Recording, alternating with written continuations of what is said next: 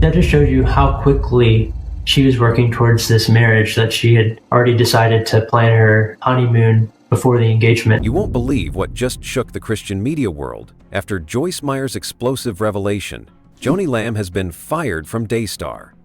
What secrets did Joyce expose that triggered this shocking fallout? This is a game changer for Daystar and the Lamb family legacy. The drama is real, the stakes are high, and the truth is finally coming out. Stay tuned, you won't want to miss a single detail of this jaw-dropping story.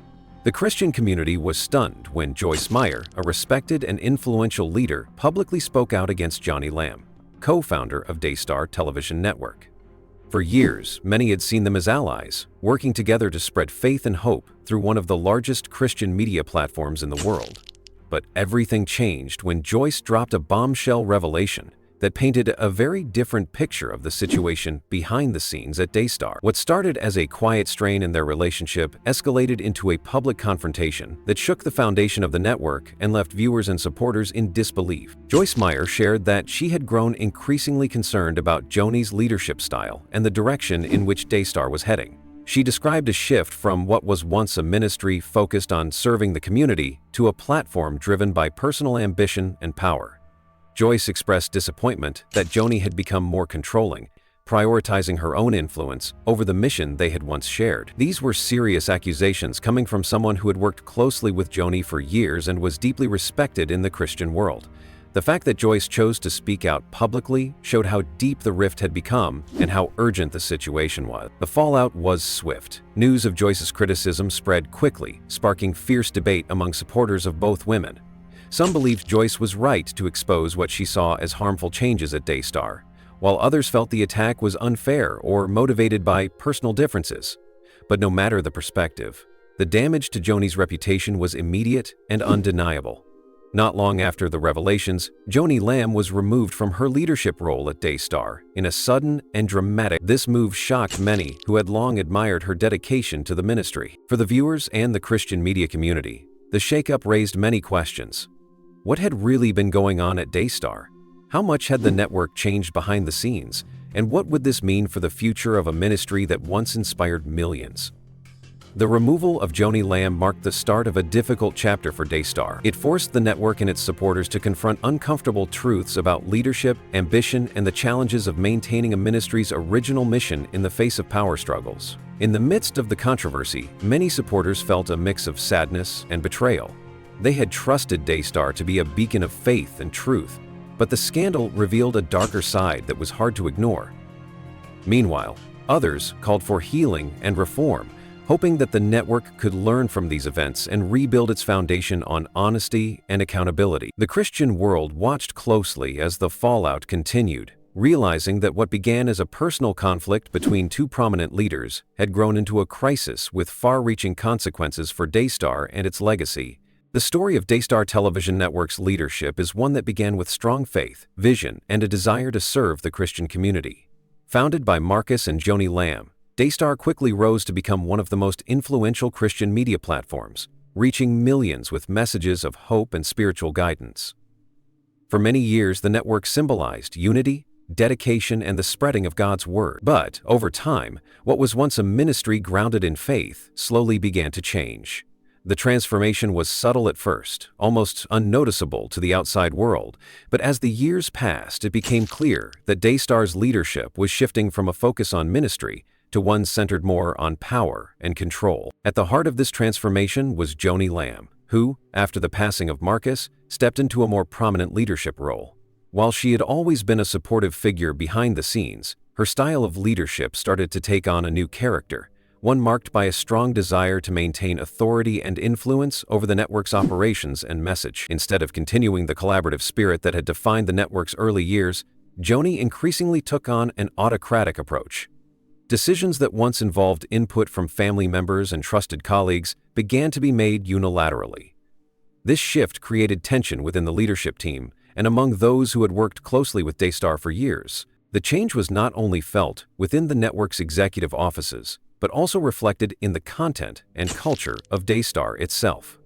Programming decisions began to align more closely with Joni's personal agenda and vision, sometimes sidelining ministries or voices that had once been integral to the network's diversity and outreach. This growing control over both the spiritual message and business operations suggested a move away from the open ministry that Marcus and Joni had originally championed toward something that resembled a tightly controlled media empire.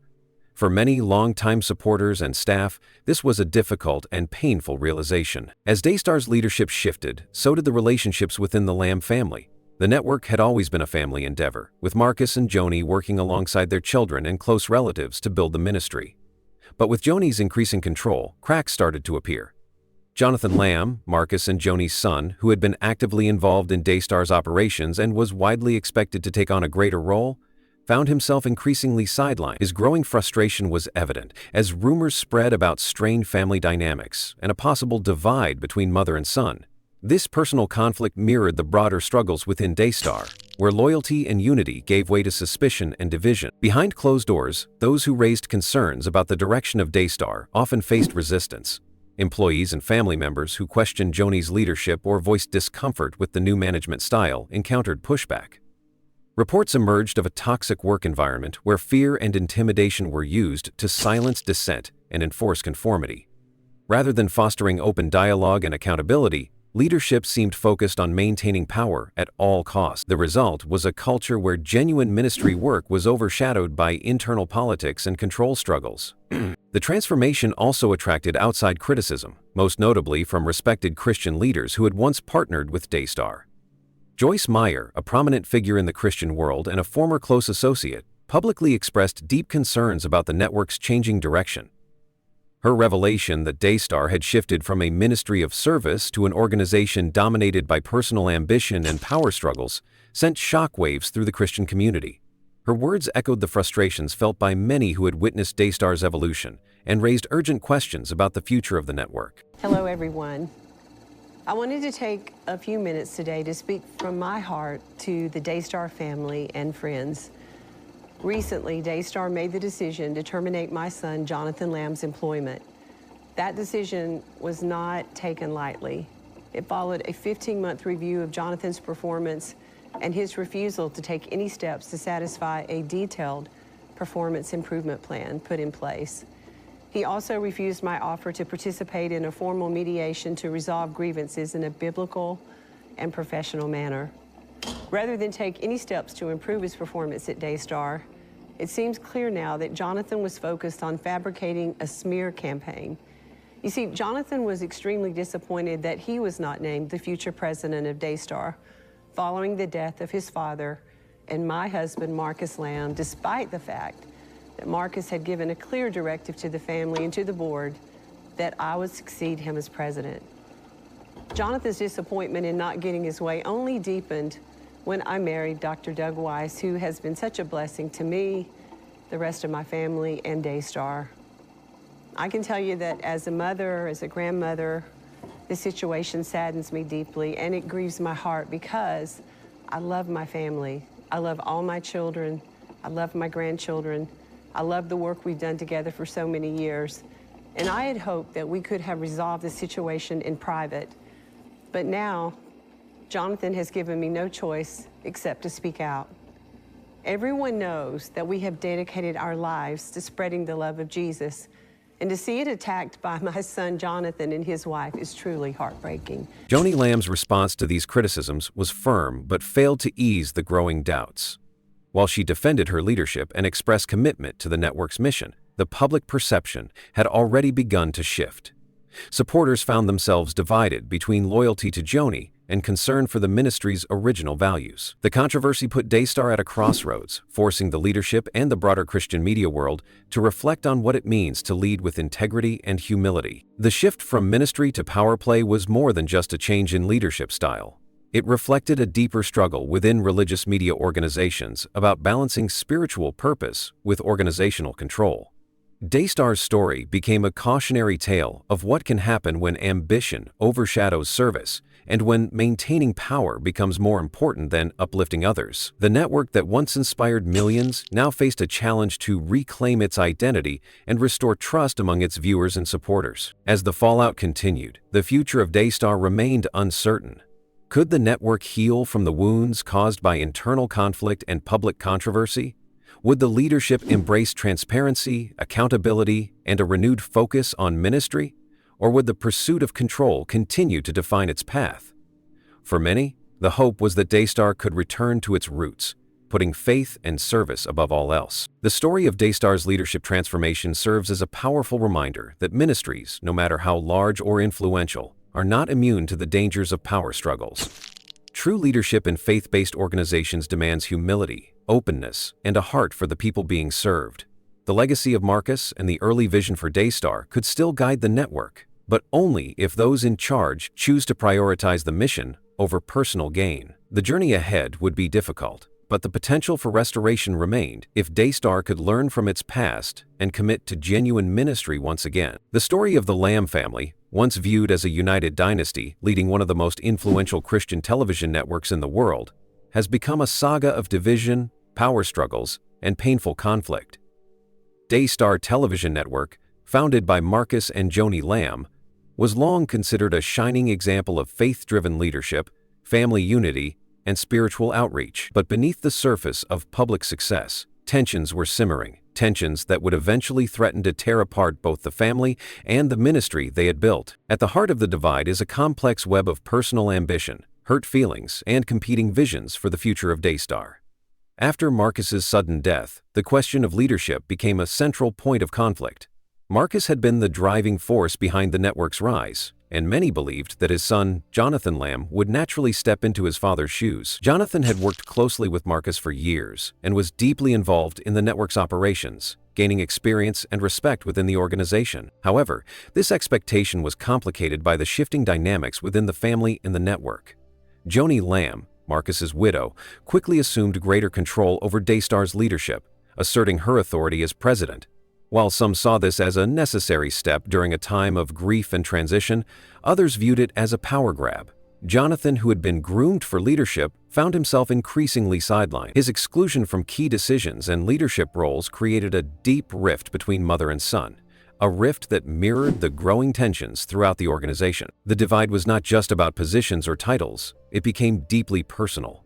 The Lamb family, which had once been celebrated for its unity and shared mission, began to fracture. Jonathan's frustrations and feelings of being pushed aside were compounded by disagreements over the direction Daystar was taking under Joni's leadership. Where Marcus had emphasized collaboration and family involvement, Joni's style was seen by some as more autocratic and controlling. The warmth and closeness that had defined the family and ministry started to give way to suspicion and conflict.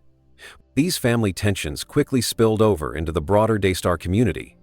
Staff members and ministry partners sensed the divide, and loyalties were tested. Some remained steadfast in their support of Joni, trusting her to lead the network through difficult times. Others sympathized with Jonathan, recognizing his years of dedication and questioning whether his exclusion was fair or wise. The internal divisions threatened to undermine the stability of Daystar, causing anxiety among employees and supporters alike. Complicating the situation further were serious allegations that surfaced within the family. Accusations related to the handling of abuse claims involving family members. Jonathan and his wife Susie Lamb publicly voiced concerns about cover-ups and lack of transparency, which only deepened the divide. Joni and others in leadership denied these allegations, but the damage was done. The family conflict became public, with supporters, critics, and viewers watching closely as Daystar wrestled with its own internal demons. In the midst of this turmoil, the involvement of new figures added fuel to the fire. Joni's marriage to Doug Weiss, a man who quickly rose to prominence within Daystar's leadership after Marcus's passing, was a source of controversy. Some family members and insiders questioned the timing and motivations behind the marriage, seeing it as a strategic alliance that solidified Joni's power. Doug's growing influence in the network also caused concern among those who worried about his role in the family feud and the future direction of Daystar. The power struggles between Joni, Jonathan, and Doug were more than family disagreements. They represented competing visions for Daystar's future. Joni and Doug appeared to be steering the network towards a more centralized, top-down leadership model, focused on maintaining control and expanding influence. Jonathan and his supporters advocated for a return to the collaborative, family-centered approach that had been the network's foundation. This clash was about more than just business. It was about legacy. The Lamb family's name and reputation were at stake, and so was the integrity of the ministry that millions had come to trust. The public nature of the conflict caused shock and disappointment among Daystar's audience, many of whom had viewed the family as a model of Christian unity and dedication. The very idea that the family was publicly divided challenged the ministry's credibility and cast a shadow over its message. Behind the scenes, the atmosphere was tense and difficult. Meetings between family members and leaders were fraught with emotion and unresolved grievances. Attempts at reconciliation were complicated by deep mistrust and past wounds. Some family members felt caught in the middle, forced to choose sides or remain silent to protect their own relationships. The sense of betrayal was palpable, with accusations of manipulation, exclusion, and power grabs flying in all directions. The leadership challenges extended beyond family dynamics. Daystar's board and staff found themselves navigating a minefield of conflicting loyalties and visions. Some longtime employees expressed concern about the network's direction under the new leadership, worried that the focus on internal power struggles detracted from Daystar's mission to spread the gospel. Others were hopeful that the family would find a way to heal and unite, recognizing that the ministry's success depended on family harmony. As the conflict dragged on, the network's financial stability was also affected. Donors and sponsors, unsure of the leadership turmoil, began to hesitate. The fear that Daystar's brand was being damaged by the family feud led some supporters to reconsider their commitments. This added pressure on the leadership to resolve the conflict quickly, but the deep personal nature of the disagreements made resolution elusive. Publicly, the Lamb family maintained a facade of unity and faith, but the cracks were visible to those paying close attention. Media reports, insider accounts, and public statements painted a picture of a family at odds, struggling to balance personal loyalties with the demands of running a major ministry. The tension threatened to overshadow the good work Daystar had accomplished and raised questions about the network's long-term viability. Despite the challenges, some family members remained hopeful. They believed that with prayer, humility, and a commitment to God's guidance, the Lamb family could overcome their divisions. They emphasized the importance of forgiveness, communication, and putting the ministry's mission above personal differences. The future of Daystar, they hoped, depended on the family's ability to reconcile and unite once again. The story of the Lamb family's divide serves as a reminder that even ministries built on faith and family are vulnerable to human struggles. Leadership transitions, personal ambitions, and unresolved conflicts can test the foundations of any organization. For Daystar, the challenge was clear: to navigate the storm of family discord without losing sight of the spiritual mission that had inspired millions. As the saga continues, the Christian community watches closely. Many pray for healing and restoration, hoping that the Lamb family will find a path forward that honors their legacy and strengthens the ministry. The fate of Daystar remains uncertain, but the lessons learned from this family struggle resonate far beyond one network. They speak to the heart of leadership, unity, and faith in the face of adversity, a challenge faced by many ministries and families alike. In the end, the Lamb family's story is still being written. It is a story of pain and struggle, but also one of hope and possibility. The path to healing may be difficult, but with God's guidance, reconciliation and renewal are possible.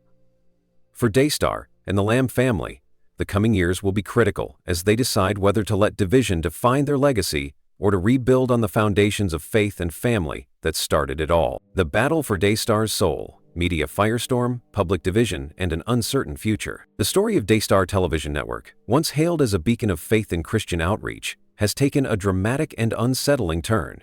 What was once a ministry focused on spreading the gospel has become the center of a fierce battle, not just within the family that founded it, but across the broader Christian community and media landscape. The struggle for the soul of Daystar has turned into a high-stakes conflict involving media scrutiny, public division, and an uncertain future that has left many wondering what will become of this influential network. Daystar's rise to prominence was built on the vision of Marcus and Joni Lamb, a couple whose passion for ministry and dedication to Christian values captured the hearts of millions worldwide. For years, the network provided spiritual encouragement and faith-based programming that inspired countless viewers. But following Marcus's death, cracks began to show beneath the surface of this seemingly unified ministry. Leadership struggles, family disputes, and controversial decisions stirred unrest that was once kept behind closed doors, but now erupted into the public eye. The media firestorm that engulfed Daystar was swift and relentless. What began as whispers and rumors quickly escalated into widely reported allegations of internal conflict, cover-ups, and questionable leadership practices. Christian news outlets, secular media, and social platforms all covered the unfolding drama, bringing unprecedented attention to a ministry that had traditionally operated under a veil of reverence and respect. Central to this media storm were explosive revelations from respected figures like Joyce Meyer, whose candid criticisms of Joni Lamb's leadership shocked many. Joyce's public comments about power struggles, control, and the shifting priorities within Daystar shattered the image of unity that supporters had cherished. Her voice gave legitimacy to concerns that many had privately harbored but dared not express publicly. As the news spread, the Christian community found itself sharply divided. Longtime viewers and supporters of Daystar grappled with conflicting emotions: loyalty to a ministry that had been a spiritual home versus disillusionment over the allegations and leadership controversies. Social media became a battleground where heated debates raged. Some defended Daystar and its leaders, believing the accusations to be exaggerated or the product of personal vendettas. Others called for transparency, accountability, and significant reforms, fearing that the network's core mission had been compromised.